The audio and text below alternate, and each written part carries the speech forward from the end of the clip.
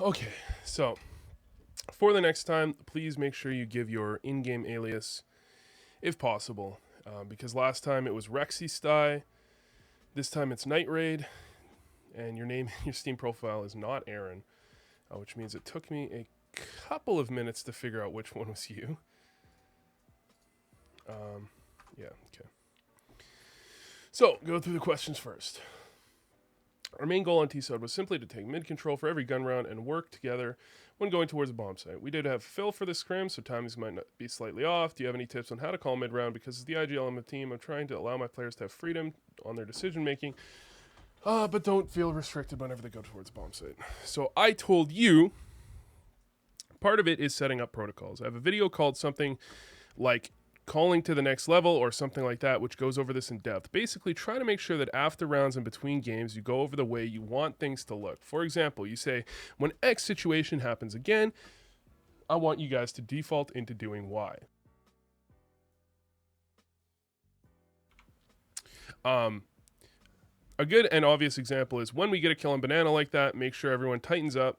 I don't want anyone going aggressive for at least a little bit after we find an entry. I would say don't be too strict on this, because if a player sees an opening and you go, why did you go aggressive? I said we should be passive. You want them to be defaulting into staying passive, but should they see an opening, allowing them to go for it is most of the time a good thing. Just don't be too loose. If they go for it all the time or go for an opening in like a 4v1, then it's just clearly a mistake. When going towards a bomb site, that's usually when you want things as clear as possible. Usually you can totally plan it out for the most part. It's when you get into the site that you can't necessarily have it fully planned. After plants, I often had as priority like spot A over B over C, and in some spots I tried to make it double ups. For example, on Inferno A site, I would say we want to prioritize doubling pit, or on Inferno B, I would say we want doubling construction, or if you can't, then you double new box and emo, or if you can't do that, emo and oranges, or something like that. Yeah, the thing is, when you're entering a bomb site, you want to be very clear as much as possible. Now, when you're kind of just winging it, when you're defaulting into an execute, you can't always be super clear, but I would always try to be as clear as physically possible. And that means something. I would even, if we had a player lurking connector, I would tell him if we wanted him to delay, if we wanted him to, you could use words like keywords like hard lurk or aggressive lurk, things like that, where it's like, okay, you're going to lurk out after we make contact, or you're going to lurk out before we make contact, or something like that, or you're going to just catch the rotates. Now, again, you don't want to prevent your teammates from making plays if they see one. However, you want to make it clear what their goal is if they don't see a play. So if you want them to hard lurk, as in like passively lurk and not do anything until contact is made, until they can catch someone on the side, then you don't want them to just be making noise and looking for an opening. But if they see something, if they notice a pattern, if they say, I'm going to go aggressive, or if they tell you, we're going to go for if you say we're going to go for an A execute and they say, I think I can catch this player off guard, then you work around that. You don't make them not do what they think is best. But as for the execute, if they don't see something that screams out to them that they want to do, then they do what you want. This is something you want to be doing in general. So that's why I said that you can have protocols. You go into a game and you say, in this situation, I want to be doing X, Y, or Z. When we go for a mid hit, I want to be making sure, I'm imagining Cash here, when we go for a mid hit, I want to make sure that the first player swings wide. Like if we're going up over boost, the first player swing wide. Second player, you're going to play a little bit more passive. You're going to play more supportive and make sure you can trade on the player swinging. Then once we get mid control, I want to have a player that goes close white box every time. I want to have a player that whoever came out mid, that didn't go over boost, I want someone in vents, things like that, and then we're going to slow it down and we're going to reevaluate. These are the types of things you can do, and this is not the idea that you're saying here. I'm trying to allow my players to have freedom. Give them freedom in that, within the strat, if they see something, they can go for it. If they think up a play, they can tell you, and you can say, let's do it. Or sometimes you can say, no, that's not really a good idea. You want to have control. And really, the thing about strat calling and fragging while you're strat calling is if you don't know what your teammates are doing, you're never going to be fragging very hard because you're going to be staring at your radar all the time, which means you need to have clear protocols where you know that when you tell someone to do something, the majority of the time they are doing what you know they're doing because you've discussed it. This doesn't mean that, discussing it is you telling them exactly how they have to play, although maybe you have a very strong feeling about them not doing a specific thing, but you can discuss it with your teammates, when we're doing this, I want you to be doing that. And maybe they go, well, I think I should be doing this, right? This instead. And you can say, okay, yeah, you can do that. And then that way what they're defaulting into doing. So you can frag out. For me, for example, whenever I join a team, especially if I'm opping and IGLing, I frag very poorly for the first few weeks because I'm still not comfortable with my team. I'm not in terms of comfortable, I'm not aware of how they play, which means I'm constantly looking at my radar and I'm to some extent micromanaging them because I want them to be in a certain spot. Like in my mind, when we're doing a certain play, they are doing something specific, and then you look and they're not doing it, but you still need to set up for the next play, and you have to tell them, I want you to go here, I want you to go there, I want you to be in this spot, when this happens, I want to be set up for X, Y, or Z. For example, if you're going for like short control on overpass, you don't want your teammates doing something that you're not aware of and setting themselves up poorly for what will often be your next play. Because for me personally, I really like kind of walking out an area late in a round. If we're like 3v3, even 3v4, 2v3, 2v2, well, 2v2, but like 3v3, 4v4, around there. I like walking out areas, and on overpass I would like to walk out monster quite often, but if my teammates don't know that, they're going to be setting themselves up a little bit awkwardly sometimes because they don't realize that oftentimes we are going to regroup and walk out an area. They might be doing something different, so I'm making sure that they have to learn how I like to call so that they can be setting up a little bit kind of just in the general idea of this. I know that my strat caller often likes to do X, Y, or Z, so I'm not going crazy in the wrong direction where it's going to be hard to play out of that. And at the same time, you're trying to tell them how you expect them to play, and they can tell you how they like to play, so you can meet in the middle often, or at the very least, you can have a very strong idea of the way that they like to play, so you know what's going on. Now, when you're entering a bomb site, this is when things can be very clear, very, very clear, especially if you're going for like a set execute.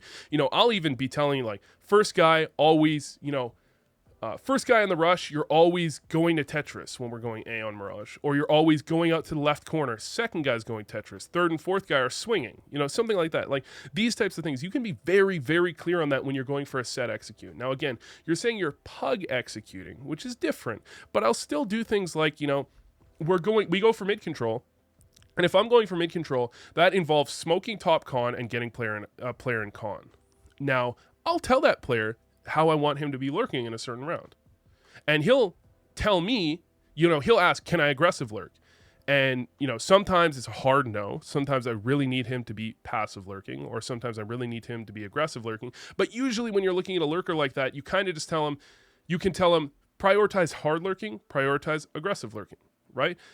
Because in a certain situation, you have an idea of what you're doing in the round. We're going to walk out B, we're in a 3v4, or we're in a 4v5. I want him to passive lurk because I know that their B is weak and we'll be able to take their B, and he can just make it so that their retake is very hard. Or that their rotates are super quick. So you have them aggressive lurk because you want the rotate off to come through that you know is going to happen because of the team you're playing against. This is the type of thing you can do, and he can, in that, see an opening and go for it. Now, you don't want him constantly doing things that you're not wanting him to do, and you can watch back the demo and see, did he see an opening or did he just ignore my call? And that's something you can discuss with your players. Let them make a play if they see one, but Tell them what to do standard. If they don't see a play, they're doing this. If they do see a play, go for it. You know what I mean? In terms of mid control, we have somewhat of a set plan on taking control in middle, but once we have taken middle, I simply call split A or split B and hope that the team is able to function Yeah, I don't like that. Definitely. Okay, so my response is definitely want to be way more clear than that. Generally, I would have a very clear plan on how to take middle, then how to hold it, usually up until the point where we got into connector or ladder room, like I said. Then we would go from there, and I would definitely be telling players how to go into a split if we would do it, saying to play one player stay con when we walked back B, potentially telling a Palace player he would make contact A before we went B, was always pretty standard. You want to give your players decisions to make, but you don't have them control the round. If I tell someone I want them to go con while we go back B, usually I leave how they play it from con up to them, but sometimes I would even tell them to aggro lurk or passive lurk from con as well. Again, if your player gets a feeling or a read, don't prevent him from running with it, but if you want them to be playing in a system, you want them to be playing in a system, not randomly.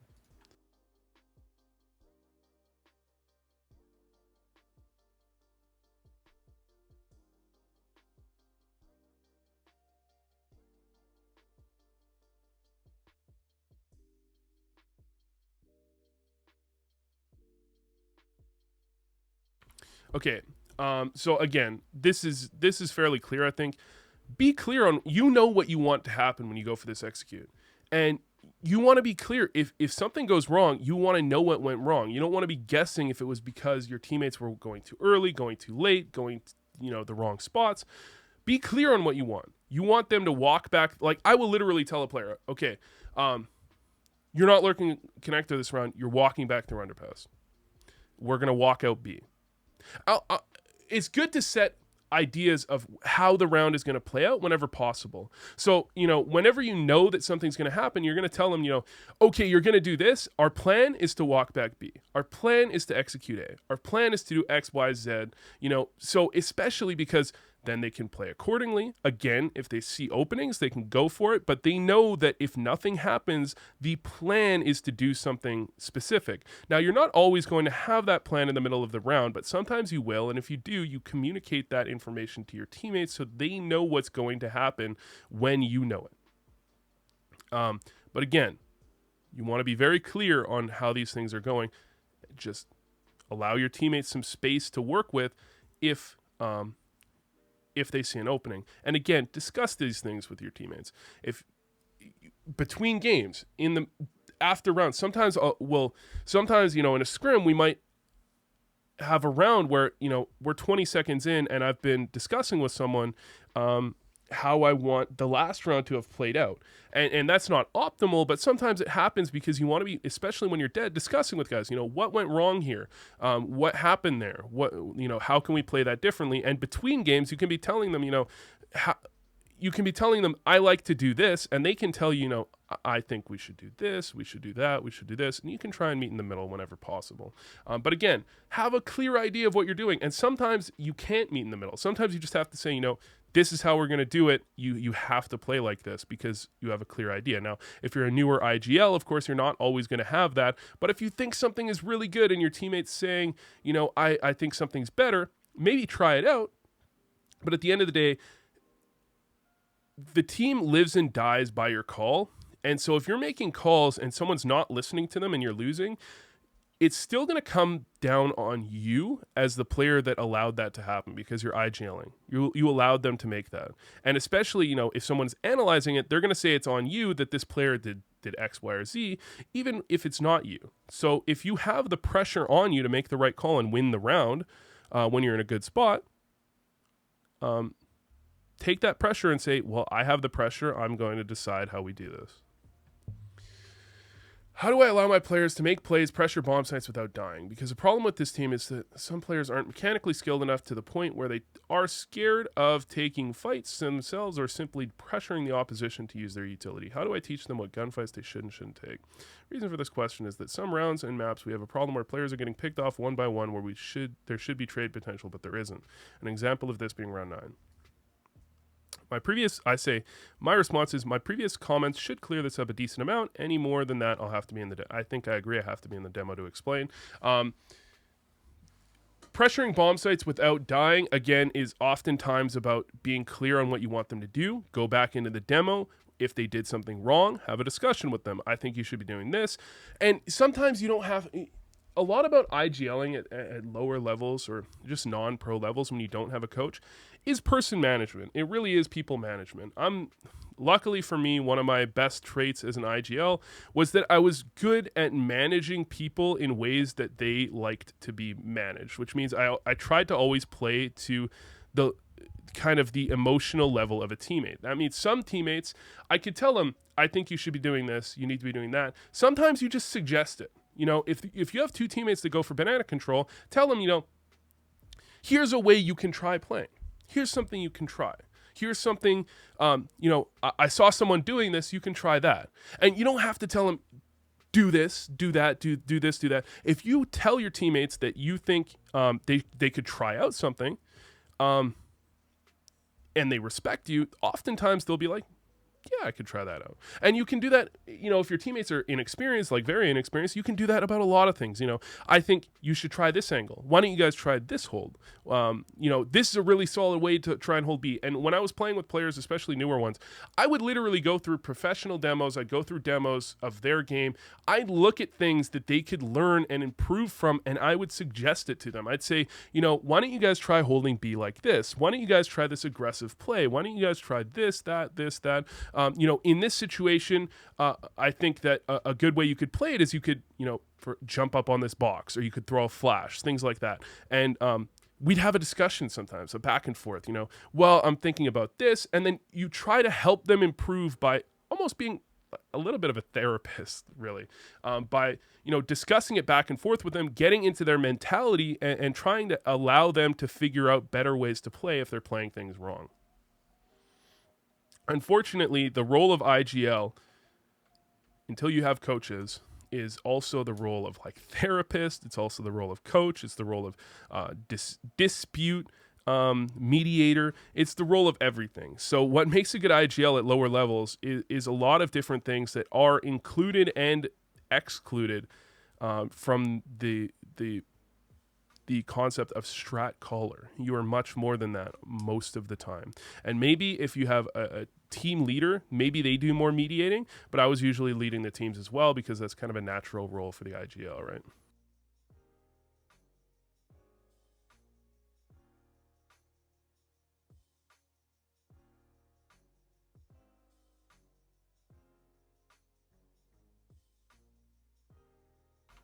Next, do you have any tips on how we should approach T-side? Because I feel like our T-side is our weaker side and we just can't work together. Yeah, be more clear on what you want your teammates to do. And my opinion is that you want to play a half out as a cohesive, almost like a story. It's almost like a story.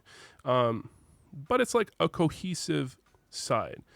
Every round blends into the next in some way, shape, or form, and you should always recognize that. I know that many times I've had this idea where I know their B is weak to a B rush, and you want to, and the next round you're on pistols, and it's like, do I rush B this round? And maybe we win with pistols because it's weak, but maybe when we rush B next round, they're going to start to adapt to it. And I know that it's not going to be as weak on the following gun round where I'm pretty sure if we rushed B, we could win the round.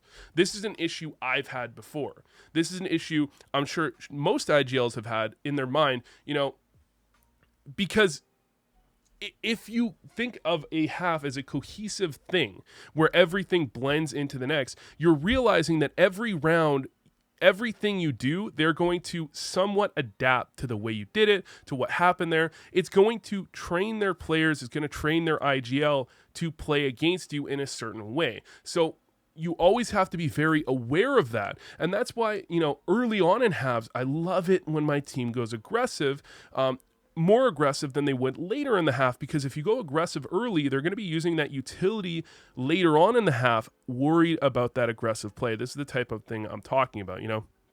If you, for example, aggressively contest banana on Inferno on the first gun round, where you have someone, you know how sometimes pro players have the player, instead of like sitting in cubby or sitting on the right side, when you throw that molly, you like push up and peek towards the corner behind that molly. If you do that on the first gun round, they're going to be thinking that you could do that the rest of the half. And that's going to adjust how they play. And it's going to take you, some experience before you really know how you can exploit the way they adjust. And, you're going to have to read that in each game as well.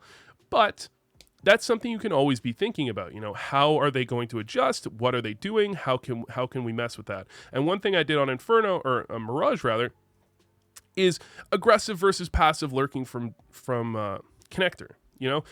Early on in the half, maybe we do more passive lurking. Later on, we do more aggressive lurking, or maybe the other way around, depending on how you want to play it, depending on how things have broken down. And, the same thing goes for ladder control. The same thing goes for boosting up in window. Each time you do something, they're going to respond in a certain way. And if you have your half as a cohesive unit where the way you're playing is adjusted and adjusted and readjusted and readjusted throughout the half, you're going to have a much better time with your halves. You're going to have a much more solidified T-sides. When you're just calling and then you decide, I think an A split is good here, I think a B split is good here, you're not training your opponents the way you would like to, in my opinion. You want to be doing that type of thing. And sometimes your teammates are going to make a play, and it's good if you just, when you're dead, what did you do there? What happened there? What was the play there? And then for later, well, he aggressive lurked in the jungle. Okay, well now, the thing is, I make it seem like adjustments will be bigger than they are, because this is the type of thing where there will be adjustments rather. However, it's hard to always know without experience what those adjustments are generally going to be, how that works out. And a lot of the time it's not even team by team adjustments. It's like if you aggressive lurk in a certain situation, they're going to be worried about that. They're going to be thinking about that later, and how can you use that thought in the head of their A player to punish their team? Something like that. If they're expecting a passive lurk in Connector, maybe they rotate a little bit slower, and maybe that can help you a bit when you're going for an execute or something. It's hard to explain in words. It's the type of thing that you realize when it's happening, and you should just consider that these things have an effect and play out your half cohesively. Again, aggressive early can make them use more utility, worried about an aggressive play again. So if you get aggressive early in the half and then you play more passive in the middle, they're wasting that utility, and you can have an advantage because they're wasting that utility. And then maybe you go aggressive late in the half when they start getting more used to it. Or if you go passive early in the half, which I think is, it makes sense sometimes, but if you go aggressive, they use their utility. That means that, they're wasting utility later. Whereas if you go passive, they're going to get overconfident. They're going to maybe take things without using much utility. And maybe then the aggressions can catch them off guard when you do something a little bit weird and you play an off angle, you play aggressive without making noise.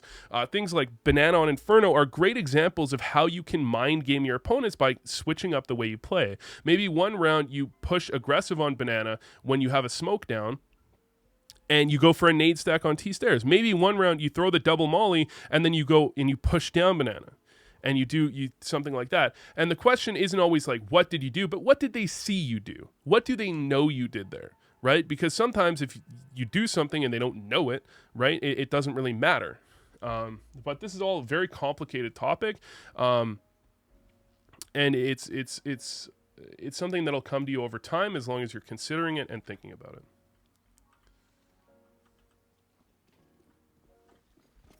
Okay, so pistol round.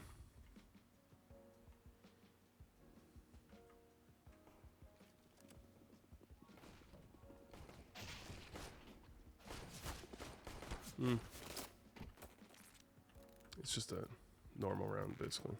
Go for 5 Glocks. I'm not a fan of 5 Glocks. Like, someone should have some sort of utility, right? Someone should have something. I think going 5 Glocks is usually not the play. Having one player with a P250, one player with a flash is never a bad idea. Now, the one thing I say to my team when we're doing this type of play, like a Palace waterfall, I often say to my teams, I have a very clear idea of what we want to do here. I tell my teams what we want to do. I will literally tell my team, okay, we're going out Palace. we're pushing CT and then going back and planting. That's what I usually like to do. Because I feel like planting, they shouldn't be soloing A on second round. Soloing A on second round is not a good idea. Most teams should be doubling it, really. If they're doubling it, planting is usually not going to work. Sometimes you can try it, especially if you have 5 Glocks. But oftentimes, I'll tell my team, okay, we're going to jump out Palace, we're pushing CT, and then we're going back and planting triple. I will literally tell them that. And maybe sometimes it doesn't work like that. Maybe sometimes things go wrong and they, you just plant like this. But you don't have your teammates like this where it's like this guy's fighting jungle. These guys are strafing around fighting CT. You want to be pushing that guy. You have Glocks,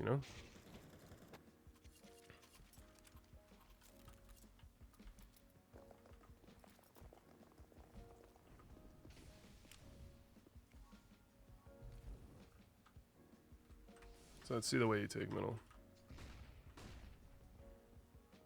This high flash isn't that great because it doesn't blind this guy. The main angle most things won't blind that guy. But one of the things you have to worry about is blinding that guy if you can. If there's a flash that can blind that guy, and I'm sure there are several, you want to be blinding that guy. Because that's the angle you're really worried about, that and the boost. So here you're going to throw this flash. Your teammate is sitting here a little bit too long. Someone could peek him. If you sit there too long, he could just peek out and kill your teammate. He should be throwing that molly as quickly as possible once you get there. I guess. Yeah, but he's still sitting there before the molly goes down is the problem.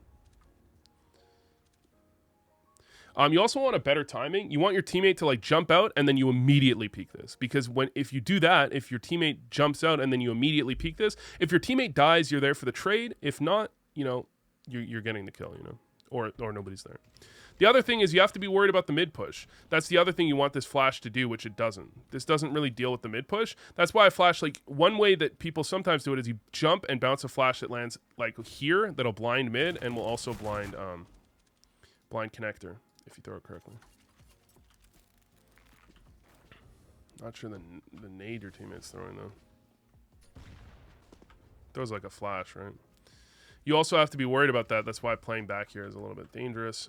Also, your teammates shouldn't be going underpass until this guy is out top middle because they could be peeking underpass. They have to be. I like that your teammate spams this. That's good. You're still posted. That's fine. I'm not sure about the angles you guys are playing are optimal. This guy is playing back behind the boxes, which I guess is okay. But you're staying posted here. I don't think you need to be posted here as long as you are. The thing is, you can be the guy behind the boxes posted, and your teammate can be getting chair. I think getting chair is generally what you want to do, or at least getting to this angle here so you can play a different angle. Now you're crossing out. The smoke's down. Now is when they're going to be flash peeking. Now you're in an awkward spot.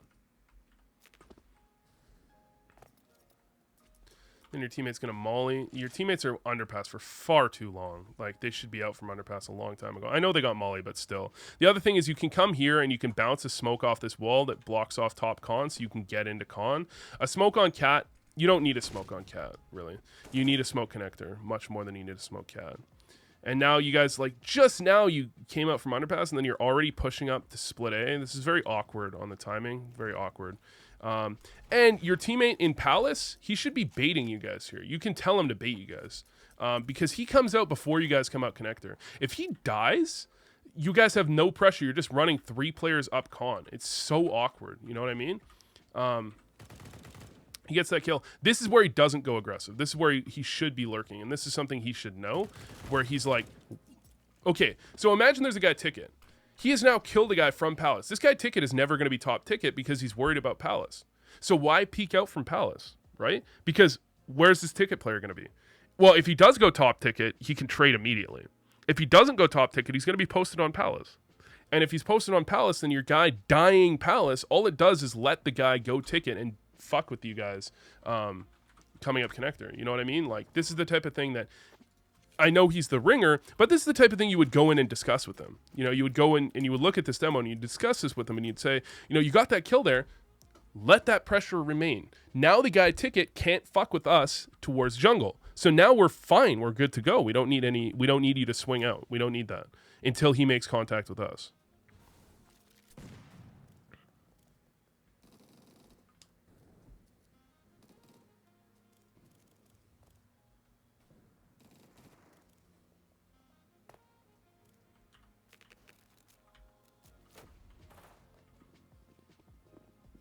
You should be hard clearing that top right connector angle, by the way. So he gets the kill. Should also realize that oftentimes you need a guy to turn around. That smoke on cat, it's not a brick wall. Like Stewie2K is a good reason you should understand. Someone needs to be worried about that at some point. You're lucky he didn't kill you. He should have killed you. So you go in Molly Khan. That's great. When you're fighting against players that you expect to be on pistols, which maybe you don't really expect, but on a force buy, you want to either get out fast or delay. Don't do this half speed thing. Get out quickly or wait back. Don't go half speed because then they can be pushed up and catch you off guard. You either get out while they're still in the middle of the open or you wait to make sure they're not pushing and then you go. Here, there's a smoke top con. The other thing is, you know, your utility usage can evolve as well. You know, you're smoking top con consistently. You want to be masking your strats. You know, if you're smoking top con only in certain situations, it's going to give something away. You don't want it to give anything away. You want to be making sure that, you know, when possible, your strats look exactly the same, except for, you know, you show up at a different angle. You show up at a different timing at that angle, you know, things like that. That's the changes you should have, if possible, whenever possible.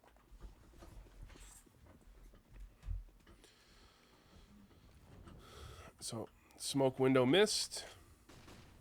Okay, this is a bit more of a solid timing in terms of going here.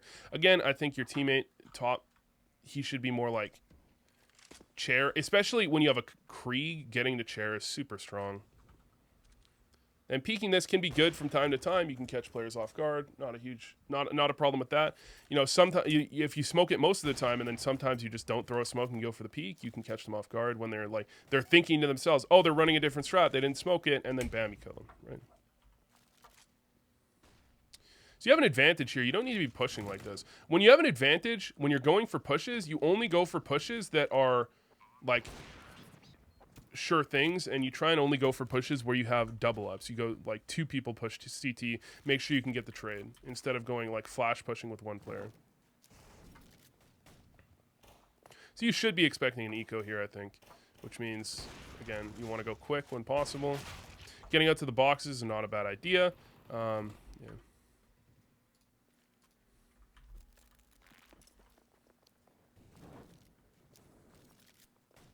That flash really doesn't do anything for the record, because it takes too long to pop. So by the time it pops, they're either turned from it or they're not there.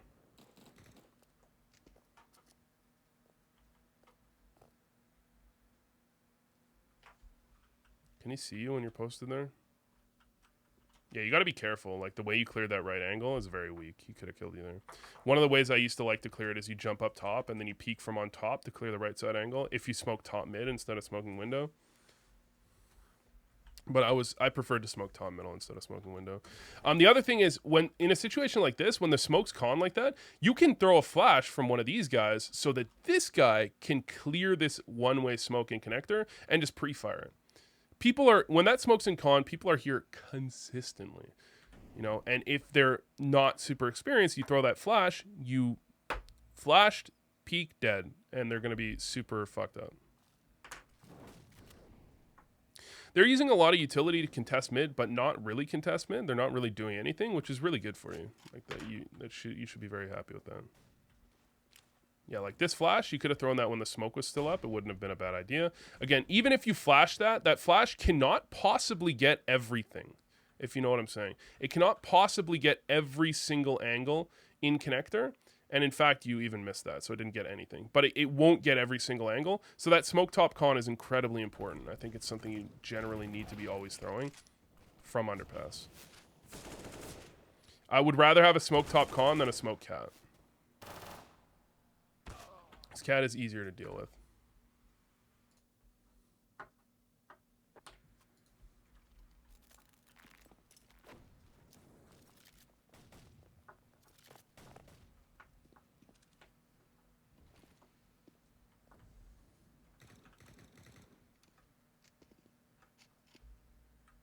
Hold on, let me see if there's any other questions you had.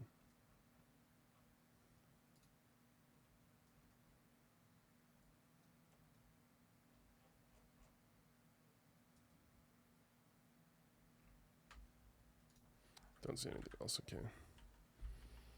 So this is the same round, right? Or is this the next round? I think it's the same round. Oh yeah, I was looking at why your coordinate.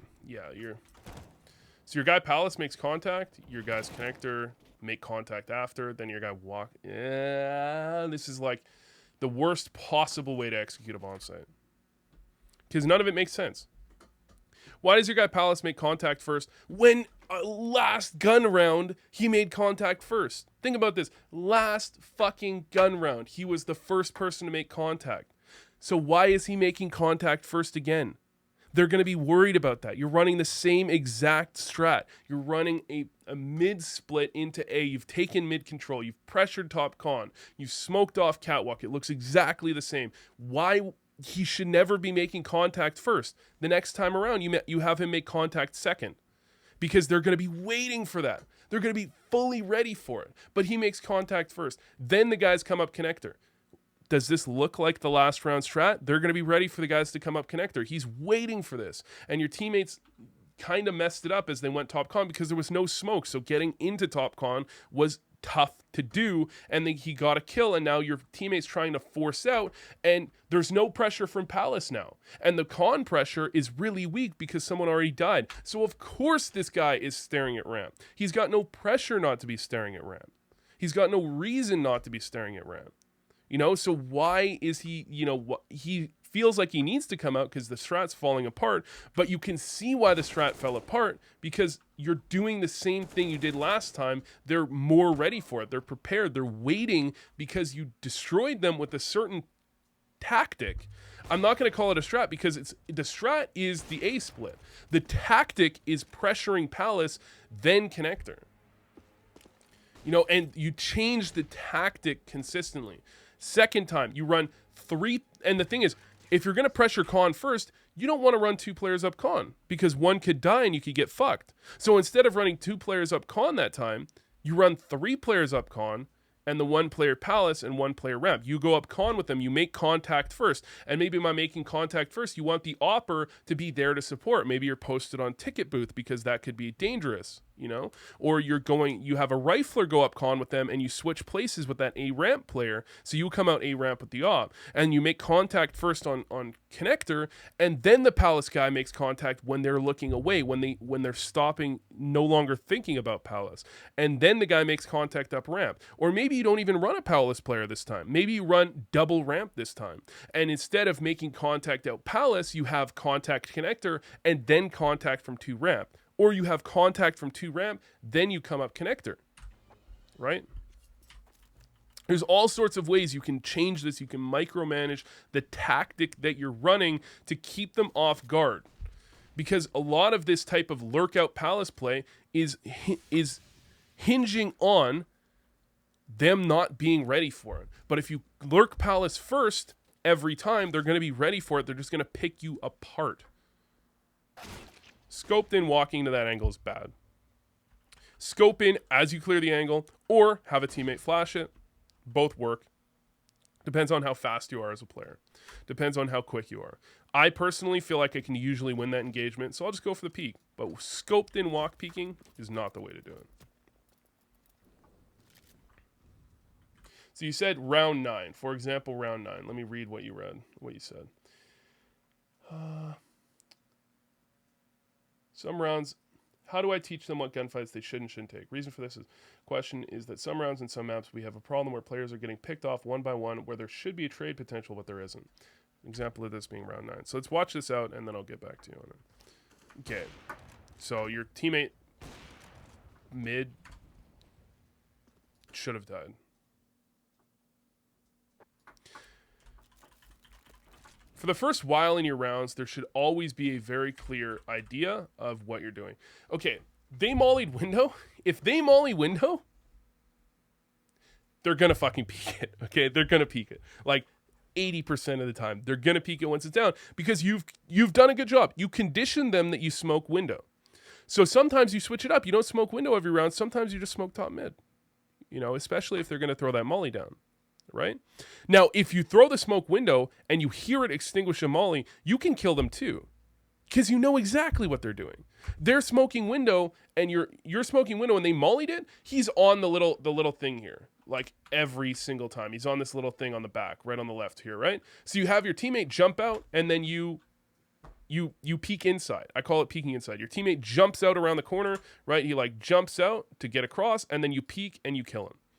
I call that, I'll peek inside. So sometimes I say to my teammate, jump out, I'm going to peek inside, right? He might kill your teammate. You'll kill the opper. He might miss. There's a decent chance. You'll kill the opper, and you're in a great spot. Or you can flash it. I mean, you can bounce a flash off of this thing over here. This thing up here. Sorry. Right here, you can bounce a flash there. You can bounce a molly off of that as well if you know how to line it up. But if they molly it, they're peeking. A lot of the time, they're going to flash peek. You should be ready for that as well. But they're going to peek most of the time. So your teammate should have died there. Then your teammate shot at him with an AK. Why? There's no reason for him not to re-peek. He can kill your teammate without you even being able to see him. So him pulling out a nade, bad idea.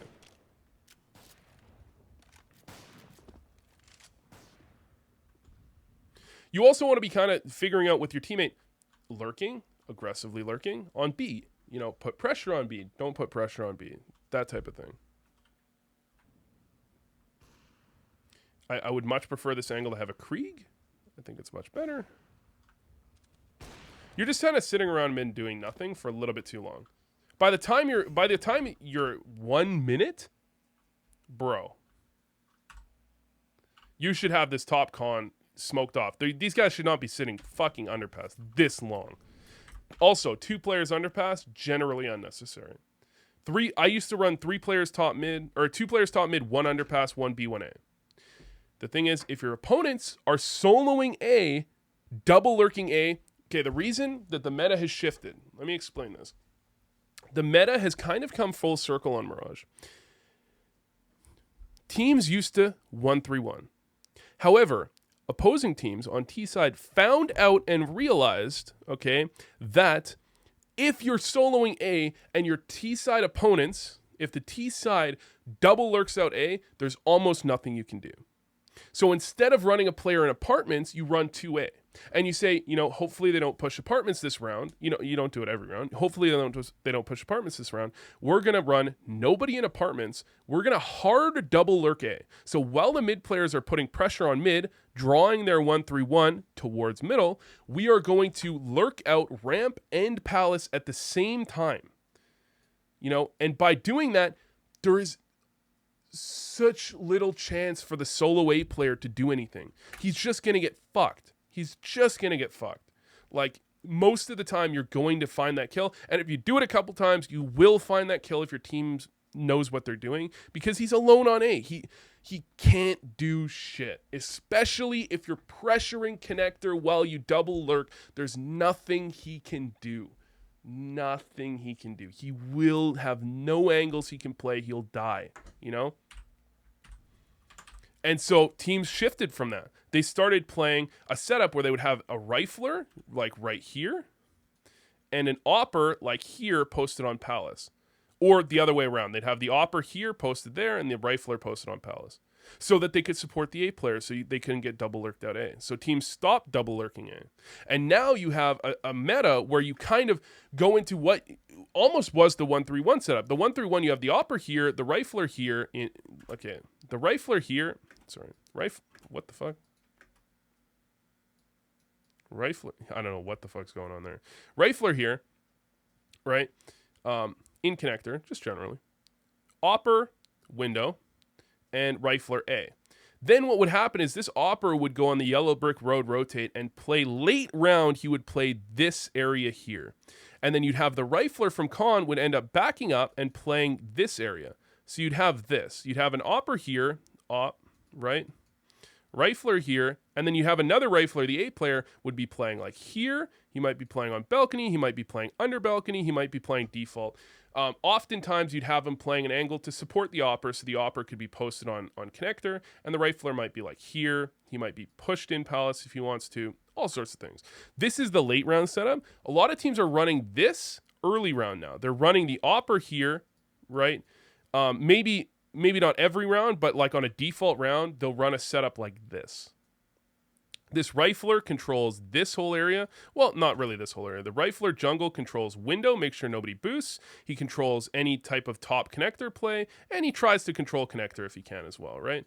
That's I think it's because it's bugging out because it's around the smoke. So he'll control that. This opper controls ramp.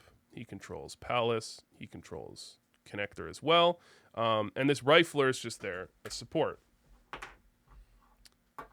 This is kind of the meta now. So if anyone's running something other than the current meta, you know exactly how to deal with it. If they're soloing A, fuck the solo A. Just double up, go kill them, and they're going to have no idea what to do because they're running kind of an old meta. And it's kind of come full circle, like I said, because the 1-3-1 used to end up into this. It used to end up with the opper here, the rifler here, and the rifler on A somewhere. That's how it used to end. But now it kind of starts like that for a lot of teams. Which is boring. It's not that fun. Generally, you don't want this guy just randomly spamming the smoke. You can have a flash thrown for him. You can let him know. You can literally you can let him know. You can say, if there's a smoke connector, I can flash for you, just call it. That can be something that he knows that he can do. You can explain that to him between games, after game, before game, whatever. You can fully allow him to understand. If X happens, we can respond with Y if you want me to. If you want us to, we can respond with Y. It's a possibility. You know what I mean?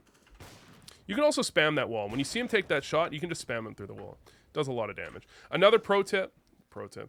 You can spam this side as well. This is something I love to do.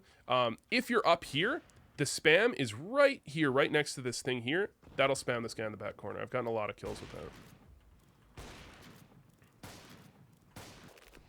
So what's happening here? There's a molly in window, so you start walking up. Your scope peeking it, not a good idea. You just get lucky. That's just a kill. You shouldn't be getting that kill. It's just lucky. You're doing the same thing every round. Again, you don't need to change the strat, change the tactics. Don't always go on cat and peek into there. Sometimes you throw a flash or something. Sometimes you hard peek it. Things like that. You guys are also allowing a lot of openings. That guy in window could have killed you, could have killed your mid player. The initial guy in window should have killed your rifler. The guy top con should have killed you. The guy that peeked window later could have killed someone as well. And this guy pushed palace or apartments. You don't want to allow that to happen. I'm not quite sure what happened, but probably what happened is you guys are not putting enough pressure B early, so he didn't feel any reason not to just do whatever he wanted. Let's see, what do you guys do on pressuring B? There's no pressure. This guy runs over, he's posted. Not a huge fan of I don't know what he's doing here, dude. Just post up, man. Just post up, man. Like, fuck. What is he doing? This is disgusting. This is really bad. He just runs out, dude. I don't know what your teammate's thinking. This is never going to work. Never. This flash doesn't do shit. It bothers me so much because if someone was ever going to peek the angle he was supposed to be dealing with, he would have died because he kept moving around and not clearing, not holding it. Not like there was like 2 seconds out of 20 where he actually would have killed the guy. If he peeked the angle he was supposed to fucking cover. Like, this tilts me. This is what you go into a demo and you watch. Ask him, what the fuck are you doing here, dude? What do you think you're doing right now? What even was this? What even was this, dude? Like, this is tilting me right. What the fuck was this? I don't get it. It doesn't make any sense. What the fuck was that? What the fuck was that, dude? What the fuck? It doesn't make any sense. It's so dumb. Oh my God, that was bad. I mean, anytime he does that, he's going to die. Unless he gets really lucky. And the fact that this guy gets the kill on this opera, this is how the fucking Krieger should have been playing. But never walk... Okay, this is the... never walk up this angle. Ever. Ever. Never. This guy right here, holding this crack angle, he will kill someone that walks up that angle. It's a free kill. The fact that the third guy gets the kill is like a miracle in itself. He's got an AK peeking angle that the Krieger wanted to be peeking, and now you've like telegraphed it. You've telegraphed this so hard. One guy dies, second guy dies. You finally get the kill. That's when you reset. That's when you reset. Right there. That's when you reset. You get you somehow miraculously turn it into a 3v3. You reset right there. You've got time, don't you? Tell me you have time. You get the kill 30. You still got time. You still got time. You can do whatever you want at this time. And this is where you reset. Look what this guy is in a perfect spot for you guys to reset. You don't rush B. You turn around, go A. This guy can lurk up con. You say, Azula, you're going to lurk con. We're going to go back around A. Bam. It's not perfect. Maybe they have a guy in Palace. Maybe they do. You know, but going B when you get a kill from this far back, you're never going to beat the rotate ever. You're never beating the rotate into B. Okay, they're going to look. This guy rotated from window to B. He's in by the time you get there. Never gonna work. And this guy's gonna try and run up cat. He's too far away. But they're already rotating as you guys run in. This guy's already rotated out. This guy shouldn't even thrown the smoke. He should have just ran up cat. Because the reason he wants to run up cat there is because if a rotate is going to come out middle, it's going to be there by the time before he gets up cat. And there's nobody in a 3v3 when you're hitting B. Are they really ever posted on window, on cat? The odds of them killing your guy running up cat, just waiting for it like that, next to zero. It's zero. Really, it's never happening. This is the shit that you go into a demo, you look at this shit, and you go to each individual player and you tell them, what the fuck were you doing there? Don't do that.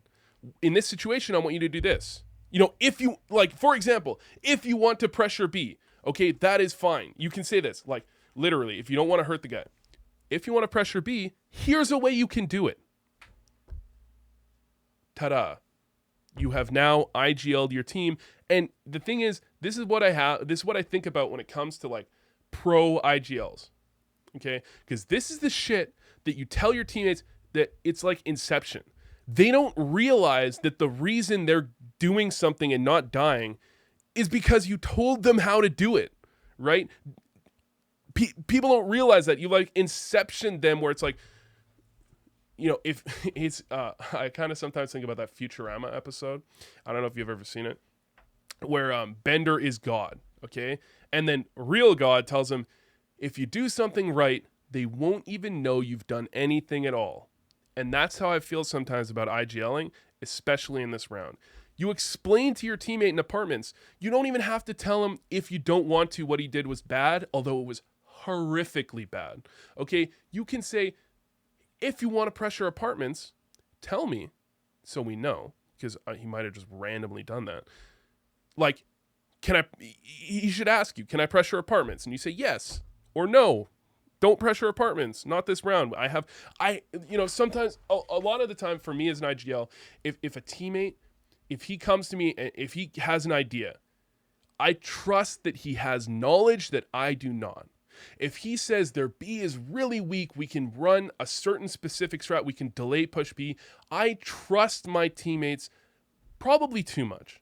Because sometimes, you'll have teammates that they don't really have a great read, but they call for it. And I have teammates that I've played with that I fucking love them because when they have a read, their read is good and they don't try and call over me when they just feel like it. They say when they call and they say, I think we should do this, they call it because they have a read that I'm not privy to. It's really good when your teammates give you as much information as possible. I really love it when we're dead and my teammates are like, this is what they're doing B. This is what they're doing A. This is how I died this round. This is how we died this round. This is the problem. They're throwing this smoke. They're throwing a nade. They're using their utility early. When I'm dead, I love that fucking information so much. That is like the shit you need to hear so that you can call better. Because if your teammate's telling you he's opping Van every round on B, you can play with that. You can use that information. I fucking love that. But sometimes they'll just have a hard read. Sometimes as an IGL, I'm sure you've had it, you just have a hard read. You just see the way they're playing and you're like, on the fly, like I used to do this a lot. I'm assuming most people do this at least a bit, where it's just like, it's like a soul read, I guess, from poker. It's like a soul read, where it's like, you see the way they're playing and you're just like, here's the strat we're going to run. This is not a strat we usually run. This is not like a fucking, this is not something you usually call. You know it. You know it when you see it. I know how they're playing. I can see the way they're rotating. I can see the way they're doing it. We're running a strat like this. Teammates will get that type of read too, especially, your B player will have a read on their B. They'll have a read on what's happening, on how they're rotating, on so sometimes they can tell you a fucking strat that you can run, and you want to trust it when you can. You want to trust it. Unless they give you a reason not to, right? I'm sorry, I just went off on a tangent there about IGLing, I guess. But yeah, when you've done something right, people are going to feel like you haven't done anything at all. When your B player, if he wants to pressure it, he should be telling you he wants to pressure it, and you say yes if you don't have a plan. Sometimes, like, this is the idea I was trying to put across. Sometimes you have a plan on the half. You have a plan. This round, we're going to do this. Next round, we can afford to pressure B. Next round, we can afford to do X, Y, or Z because we can play around it. So sometimes you'll have an idea on the way you want to run out a half. And if he says he wants to pressure B, that goes directly against the way you want to run the half. It fucks with it, which, not all the time it will. Very often it won't. And you can just say yes. Sometimes it will and you say no. Those are the times you say no. But if he wants to pressure B, he should know how to do it. And you want to be watching back this demo and going, what the fuck was that? And you either tell him, dude, what the fuck was that? Or you go and you very, very politically, right? You say, hey man, if you want to pressure B, here's how you can do it. Here's how you can pressure B that doesn't get us fucked, okay? Because he did it too late. He did it poorly. He wasn't holding the angles he was supposed to hold. He did it just a terrible timing. And, sometimes you can say, yeah, pressure B late, pressure B early, things like that. Just don't do whatever the fuck that was, man. Holy shit. The reason you got picked apart there is because your teammate B had no fucking idea what he was doing, and your setups do in middle even lead to some vulnerability, and you want to mitigate that as much as possible, which means you want to be getting into spots where you're at an advantage at the very least, and you're not going to be caught in the middle of the open. You're not going to be caught off guard whenever possible. But your setups are very they're very open to being picked apart. They're very open to being picked apart because you're doing a lot of dry peeking. You don't. It seems like you are doing the same thing a little bit too often, where you're not running things that vary up a decent amount. You're somewhat predictable.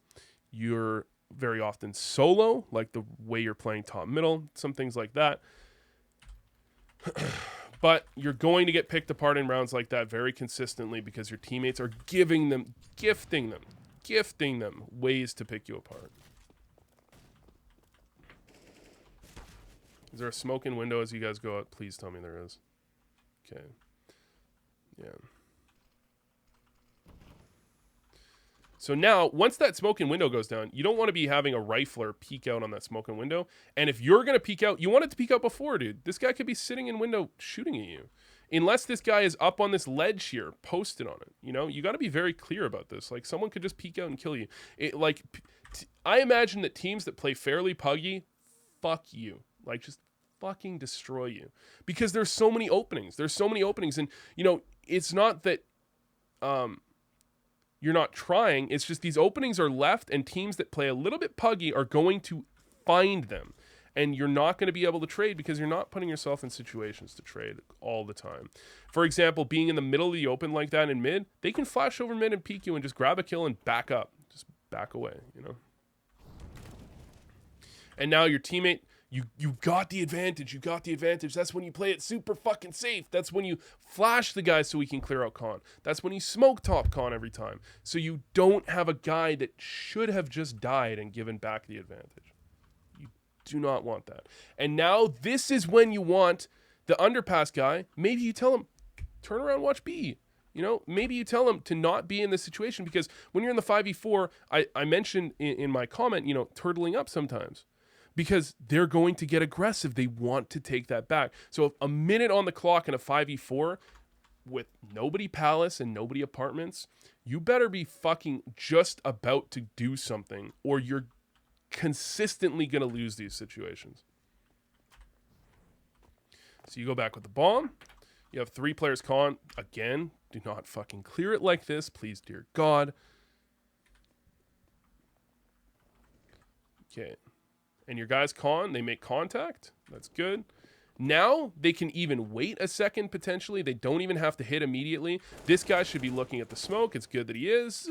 He looks away. This is when you're using more utility. This is when you're throwing smokes down to make sure that you're not getting picked by something random. When you have that 5v3 advantage, you slow it down, you do things safe, you do it smart, you make sure that you don't throw the round when you should be winning it.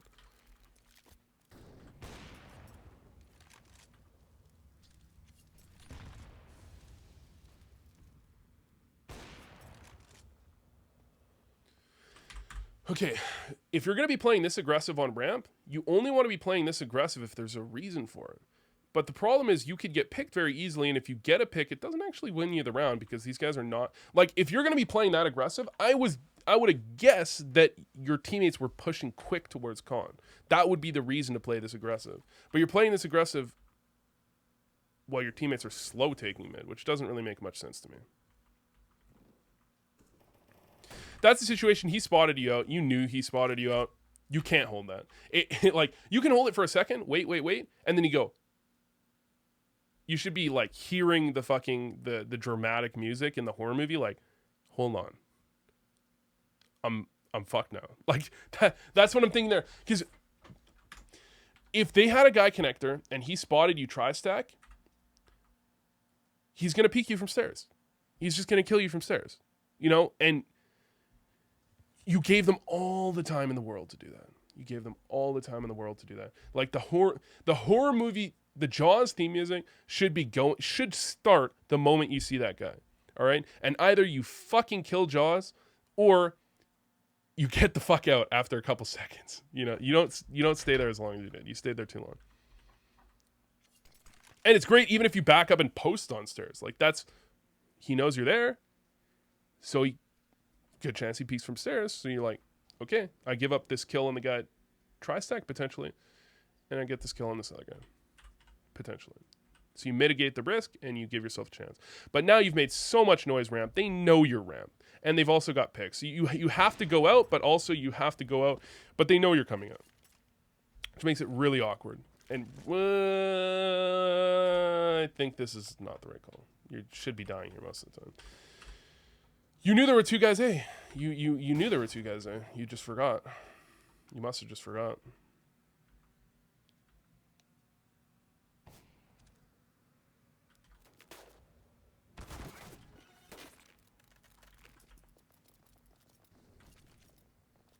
So now you got pistols. Again, going for mid control. This is the type of mid control where you just, like, sometimes, dude, go for mid control. Make it look similar. But instead, you, like, run up cat. Instead, you run up con, but you're only going for mid control. And when you only go for mid control, you allow them... The problem is, when you run the same strat 15 rounds in a row, the problem is they're going to be playing... You're putting yourself... You're testing worst case scenarios, basically. And what that means is, when you go for the A execute, if you've never pressured A early, they're never going to have used... They're going to stop using their utility early, or at least they're not going to use much of it, and they're going to have a lot for you when you come up through later, right? Unless you've been giving them reasons, unless you've told your team... So, like, I love switching up the speed on Mirage. I think there's a fucking great map for it, because the spawns are very, very important. If you have a good B spawn, a fast B hit... with like the full smoke, get right, you smoke, get right, get left, you smoke window, you molly, you do the quick B rush, right? I think it was the mouse B rush. I forgot who ran it first. You do the quick B rush, right? It's very fucking strong. And then that means that they're using their utility on B, so you can pressure it more easily later. And if you have good A spawns, sometimes you can literally just have your team swing out A. Like, I've had this happen. I've done this before. You have 2 riflers, like especially if it's your entry fragging riflers, you just have them swing out A once with a flash that lands, you know, as they come out. Because you can throw a flash that lands, like you throw it from here towards the light, right? And it's going to pop like here. Well, you can throw it so it lands here, right? Like safe from them. And you can literally throw that as they swing out, and you can just push it. Like, I love switching up the pace, especially like as an opper. If I have a mid spawn, I have a play for a mid spawn. And the thing is, you can't always, like on Mirage especially, I tell my team, you know, if I call them going for a mid pick and we're going to do the connector play, this is what the connector play is. If I call them going for an A pick, this is what the play is. And for me, I would say I'm going to go for a pick A. We're going to have a guy Palace and a guy ramp with me. Or we would have 2 ramp and 1 Palace. I can't remember exactly. If I get the pick, we're going out A quickly. The Palace guy is going to molly under balcony, and we're going to push out A ramp. If I don't get the pick, we're going to move it back into a default. And I would have already described to my team, this is how we move it back into a default. This is what we do when this happens.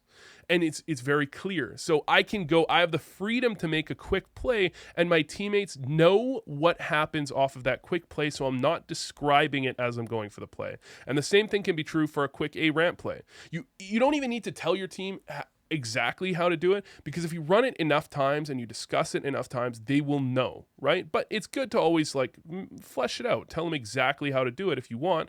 You know, we're going to go for the A ramp play. First 2 guys swing out. Third guy toss the flash late. Easy. We're going to go for the A ramp play, and by the way, you can throw a flash like this as well. You can have your first player toss a flash that bounces off this wall, lands here, and it'll land like behind him as he's peeking. It's a really good one to throw as well. So again, every time you go mid, you go for the same peak. Why? I mean, it's just so readable. It's so readable. There's so many other things you can do. You know, you can be having a guy, if you have a good mid spawn, one of the ways I would do it, if I had a good mid spawn, I'd go for the mid peak, and I'd say, okay, here's what's going to happen. So my team would know this. I wouldn't even have to describe it. But I would just like, I'm going to go for the mid peak. John, you're pushing fast con if there's no opper. Or, you know, like, and by the time we're in a match, it's like, I'm going to go for the mid play. John, you're going to go fast con. And the play is, I'm going to go for the mid peak. If there's no opper there, John, you're going fast to con, and I'm flashing you in. I think that's a really strong way to do it. Or you have a third player throw the flash in. Because what happens is, if there's no window player, that means they can't know that you have a guy literally rushing towards con. You will catch them off guard most of the time. Right? And that's the type of speed change-up that you really need to make them worried, to make them scared, to make them play honest, to make them use their utility, to make them, you know, to give yourself potentially huge advantages early on in the game, early on in the rounds. You know, that's the type of thing you can run a lot on Mirage, because the spawns are so important. You know, and what I would do, again, I'd peek this, hold it for a couple seconds. If there's no opper, I literally back up so I'm not vulnerable to window. I back up and flash into con. And as my teammate gets here, this is when the flash should come through. The thing is, I can't remember if I have a third player throw the flash or I throw the flash, because I can't remember the timings. But you want this guy to come up here, get here, and the flash pops and he swings, right? And he kills anybody close, and then he can like back up. We can get fast con control. This is what makes Furia so fucking scary. You know, Furia is so scary because they'll do shit like that, and they'll do it. Sometimes they'll run a little bit more standard, but they'll have Art, I believe it is, that just goes fucking nuts. And he'll get into con at 140, like 130, 135, whatever. He'll get into con stupidly early. And if you get into con that early, your opponents have to be worried about it the whole round. They have to be scared about it. They always have to be fucking ever-present worry about this player in con. And later on in the half, in other rounds, they have to be worried that you could be swinging con. They have to play more honest. The same thing goes for ladder room. They have to worry that you could be rushing ladder room. And if they didn't have someone there checking for it, they have to clear it again. But the way you're playing it's so passive, they never, ever worry about these plays from you. And not only that, but you're like doing the same thing every time, which means they can know that you're doing this. They can be ready for it, posted up on it. There's no fear in your opponents. There's no fucking fear. And now it's been so many rounds since you aggressive lurked Palace, they're not even fucking worried about it. They're not even looking at it. This guy, this is a round where you could fuck them from Palace. But your guy Palace ran out once, killed a couple people, ran out another time, died instantly. And where is he? He's never been there again. And now you've been lurking ramp aggressively, like 6 rounds in a row. Of course they're ready for it.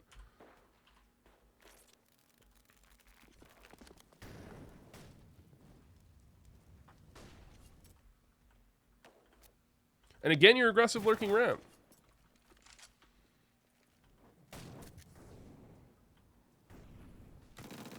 It's going to work sometimes, you know? It's going to work sometimes, but I can see why CT is your strong point. I can see it because this is very readable. This is very exploitable. You're not doing anything to really fuck with your opponents. And I understand. You're trying to run the default. But understand, like, I really hope I haven't been too harsh. I haven't been trying to shit talk or anything. It's just like,